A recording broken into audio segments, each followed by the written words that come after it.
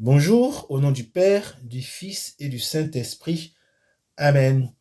Je fais cette vidéo pour apporter ma modeste contribution sur ce débat animé par deux groupes.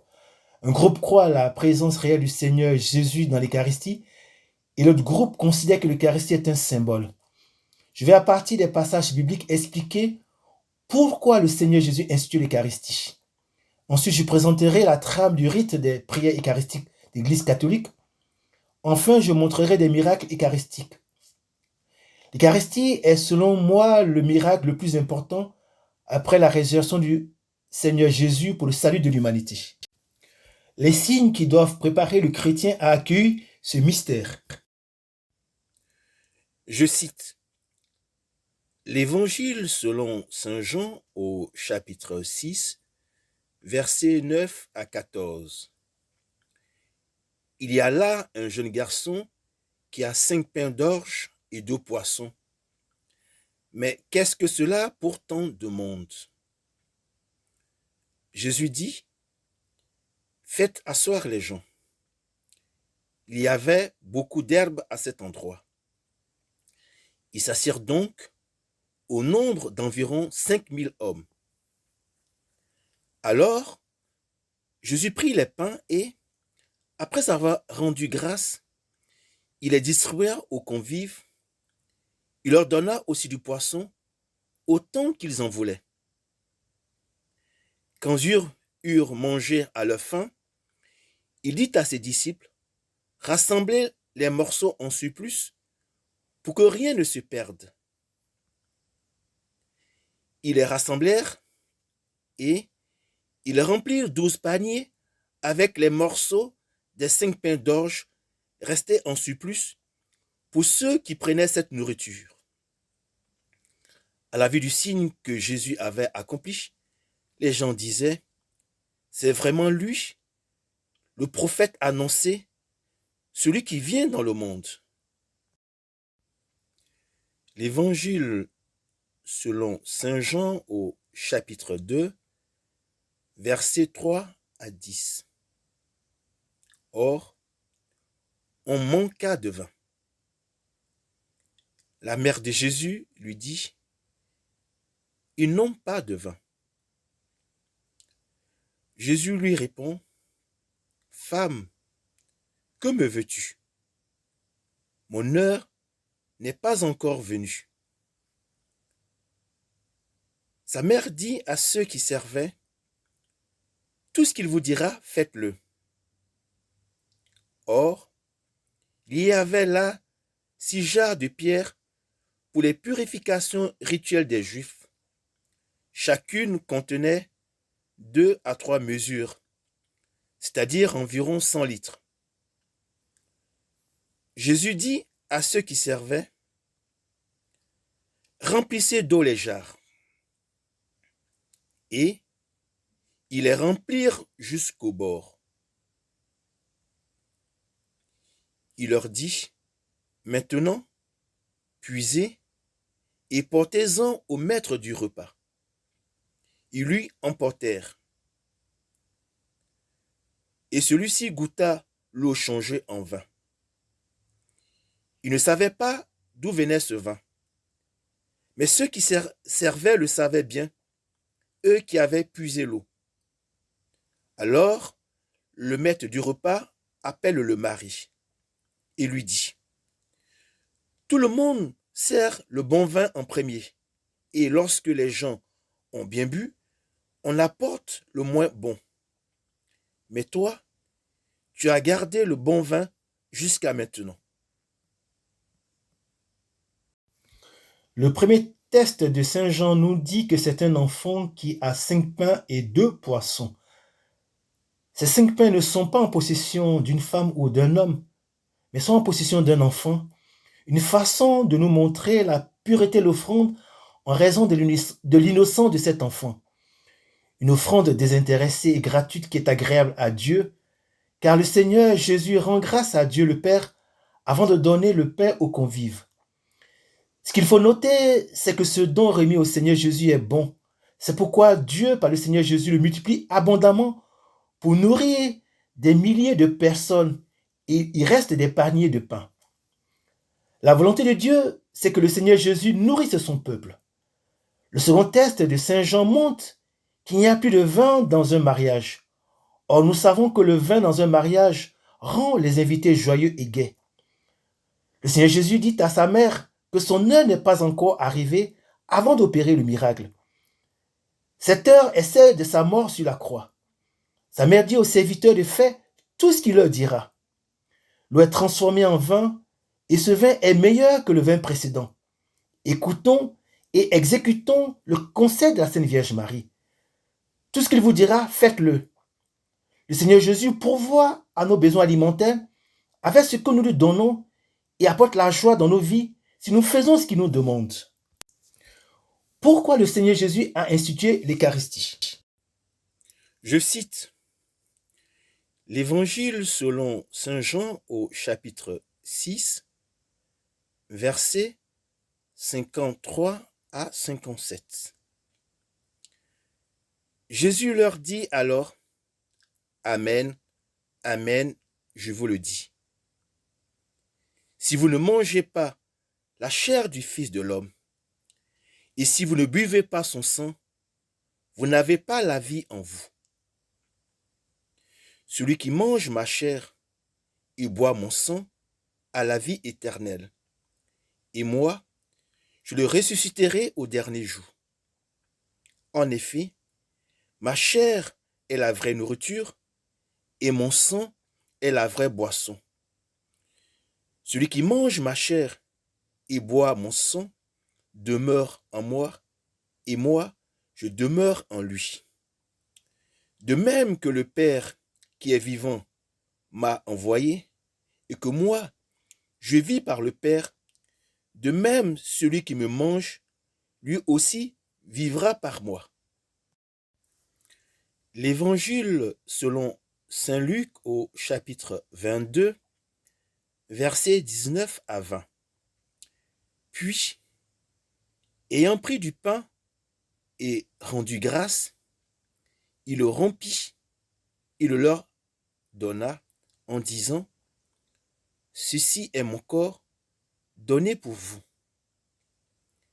Faites cela en mémoire de moi. Et pour la coupe, après le repas, il fit de même en disant, cette coupe est la nouvelle alliance en mon sang répandu pour vous. Le Seigneur Jésus est très clair. Sa chair est une nourriture et son sang est une boisson. La personne qui mange sa chair et boit son sang demeure en lui et lui en cette personne, ce qui garantit la vie éternelle à cette personne. En outre, le Seigneur Jésus a dit que son corps est donné pour nous et son sang est versé pour nous. Il y a deux choses à comprendre. La première est son sacrifice pour racheter nos péchés et la seconde est son corps qui est donné comme le festin des noces de l'agneau pascal, dont le sang consacre la personne qui le reçoit. Ainsi, les chrétiens qui prennent l'Eucharistie forment la communauté de son corps unique. Seigneur Jésus demande aux chrétiens de faire cela en mémoire de lui. Rappelons-nous le conseil de la Sainte Vierge Marie. Saint Paul nous invite à examiner notre état spirituel avant de prendre l'Eucharistie.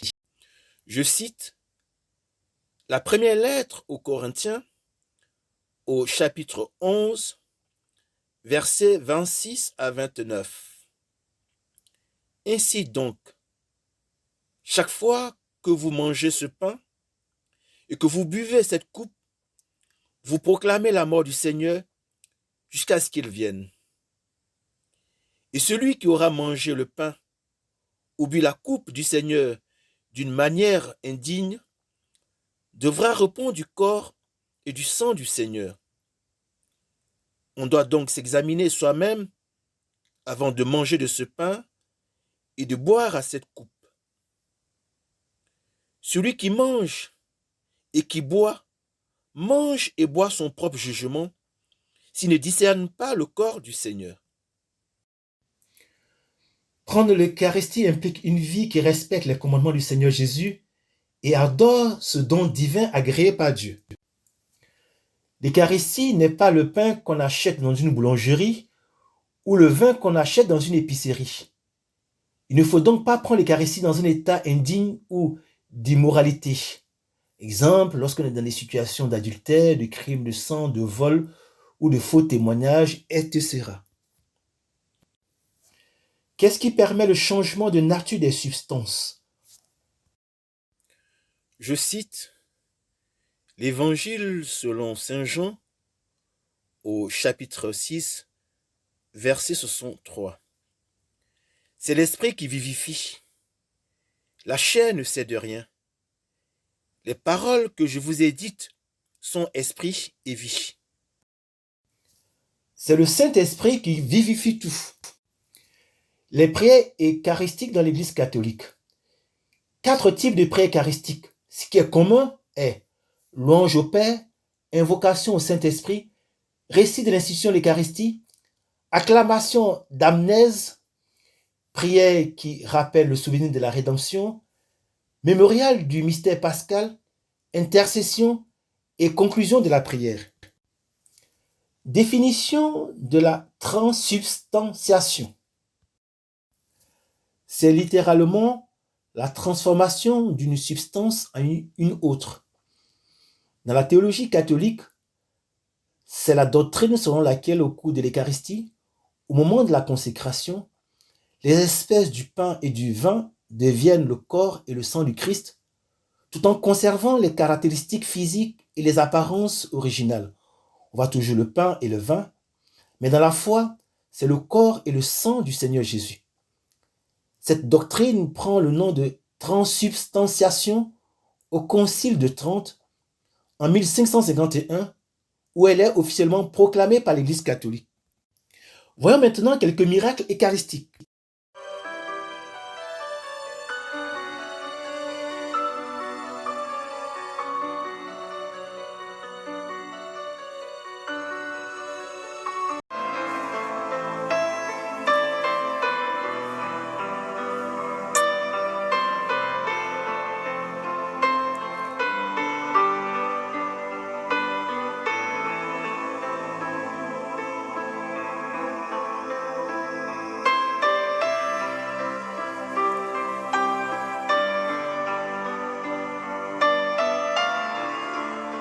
L'archevêque a vu que l'Eucharistie se changeait visiblement en chair et en sang sur la langue de Julia.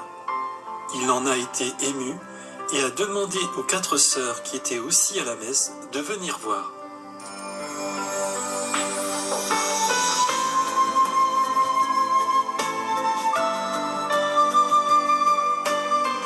En 700 après Jésus-Christ, un prêtre doutait s'il consacrait vraiment le pain et le vin en vrai corps, sang, âme et divinité de Jésus-Christ. Et au moment de la consécration, le pain et le vin se changèrent visiblement en chair et en sang de Jésus-Christ. Les scientifiques ont testé cette chair et ont trouvé que c'était de la chair humaine. Quant au sang, c'est bien du sang humain du groupe AB. Si vous vous coupez et saignez, et que votre t-shirt devient taché, en 15 minutes vous perdez toutes les compositions chimiques du sang. Ils ont pris une particule de ce sang pétrifié et l'ont amplifié dans des séries d'examens. Et ils ont trouvé toutes les protéines et les composés chimiques du sang frais, malgré l'écart de 1300 ans. Durant ces examens, quand ils testèrent un morceau du cœur, la rigidité cadavérique ne s'y était pas installée. Et il fut déterminé que cette tranche du cœur était un cœur vivant. Un autre miracle s'est produit à Sienne en 1730. Des voleurs s'étaient infiltrés dans une église et avaient volé une châsse parmi tant d'autres choses. Mais ils avaient laissé une châsse contenant 351 hosties derrière leur chemin. Les gens avaient pu retrouver cette châsse et les hosties n'avaient pas été détruites. Ces hosties existent toujours depuis 1730. Elles ne se décomposent pas. C'est incroyable. À Cassia, dans les années 1500, un fermier avait besoin que le prêtre lui fasse les derniers sacrements. Il appela le prêtre qui vint, mais au lieu de prendre l'hostie et de la mettre dans une pyxide, il l'a mis dans les pages d'un livre. Donc quand il prépara le fermier à recevoir la Sainte Communion, il ouvrit le livre, mais au lieu d'avoir une hostie dans ce livre, il y avait une tache de sang sur la page. Vous pouvez aller dans cette église de Cassia et voir les pages de ce livre taché de sang. Si vous regardez dans cette tache sanguine, vous pouvez entreapercevoir le visage de Jésus-Christ. Vous pouvez voir ses cheveux, ses yeux, son nez, sa barbe. lorsque le professeur Frédéric Zugipe de la Columbia University, un des plus grands experts en pathologie cardiaque, apprend d'où provient l'échantillon de chair qu'il vient d'analyser, il reste sans voix. Sa première réaction est de ne pas croire son interlocuteur. C'est totalement impossible. Et pourtant, le morceau de cœur qu'il vient d'étudier ne provient pas d'un être humain, mais d'une hostie consacrée. Tout commence le 15 août 1996, à Buenos Aires, en Argentine. Un fidèle, en train de communier, fait par mégarde de tomber son hostie consacrée par terre.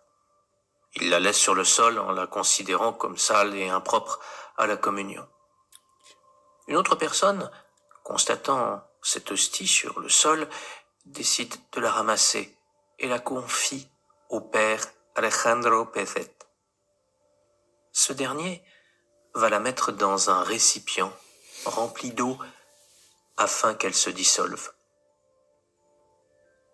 C'est en effet la procédure à suivre dans de telles circonstances. Ce récipient sera placé dans un tabernacle de l'église. 11 jours plus tard, le père Pezet a besoin du récipient. Il décide donc d'ouvrir le tabernacle afin de le récupérer. Il pense bien sûr que l'hostie s'est dissoute. Mais, à son grand étonnement, non seulement l'hostie n'est pas dissoute, mais elle présente des taches rougeâtres comme du sang. L'archevêque de Buenos Aires, le cardinal Jorge Mario Bergoglio, est tout de suite prévenu.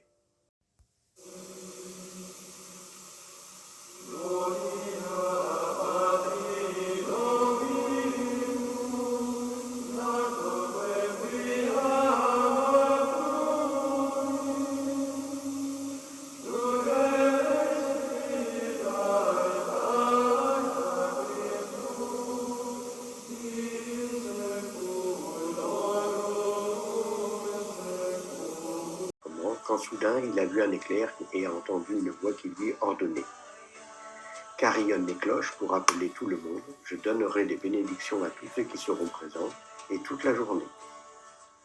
Prenez votre petit tabernacle privé et amenez-le à l'autel de la paroisse, avec le grand ostensoir à côté de lui, et n'ouvrez pas le tabernacle avant 3 heures de l'après-midi, heure à laquelle je vais faire un miracle dans l'Eucharistie. Le miracle qui aura lieu sera appelé le miracle de l'Eucharistie dans l'incarnation de l'amour avec notre Reine-Mère. Vous prendrez le signe dont je vous parle et vous le montrerez. Par la suite, la voix lui a dit de dire que les prêtres doivent aider toutes les âmes dans leur conversion et donner des bénédictions. Père Lolo, comme ses paroissiens l'appellent, ne pouvait pas dire un mot de cette voix qui parlait, à l'exception de « Monseigneur, je suis ton serviteur, je veux faire ta volonté ». Le prêtre a continué de raconter ce qui s'était passé. J'ai fait comme j'en avais reçu l'ordre. Je leur ai demandé d'ouvrir les portes de l'église. Il était 2h30 et j'ai également commandé de faire carillonner. J'avais mis sur l'autel cet humble petit tabernacle en bois et également l'ostensoir, comme on me l'avait ordonné. 3 personnes étaient recueillies et priaient le Saint-Sacrement quand j'ai demandé s'il était 15h. Et on m'a répondu que oui.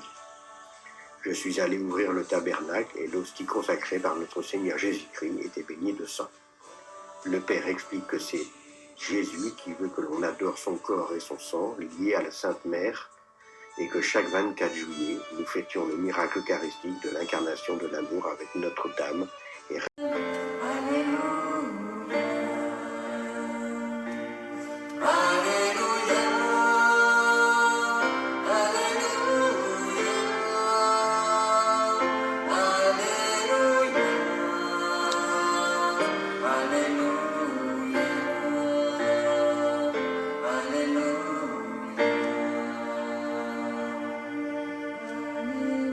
Loué sois-tu pour ta parole.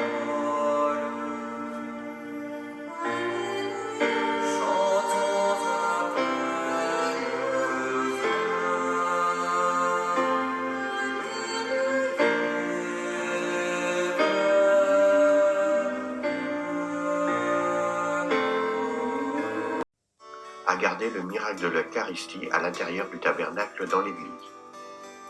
Plus de 500 paroissiens priaient dans l'église alors qu'ils attendaient l'équipe de l'enquête religieuse.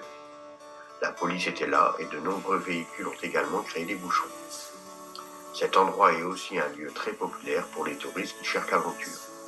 Malgré tout, l'enquête religieuse a pu se faire sans problème. Ce phénomène se produisit alors que la paroisse se préparait à la fête du Christ-Roi, du 24 janvier 2011. Le prêtre raconte l'événement. Au moment de la messe de 7 heures, il a remarqué un point sur l'hostie qu'il a utilisé pour la messe.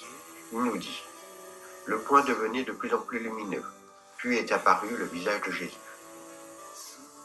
Alors le prêtre a mis l'hostie de... Pour conclure, je dis que le Seigneur Jésus a institué l'Eucharistie, donc il est réellement présent dans l'Eucharistie.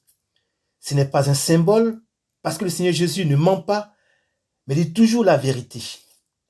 Que Dieu vous bénisse au nom du Seigneur Jésus, dans la grâce du Saint-Esprit. Amen.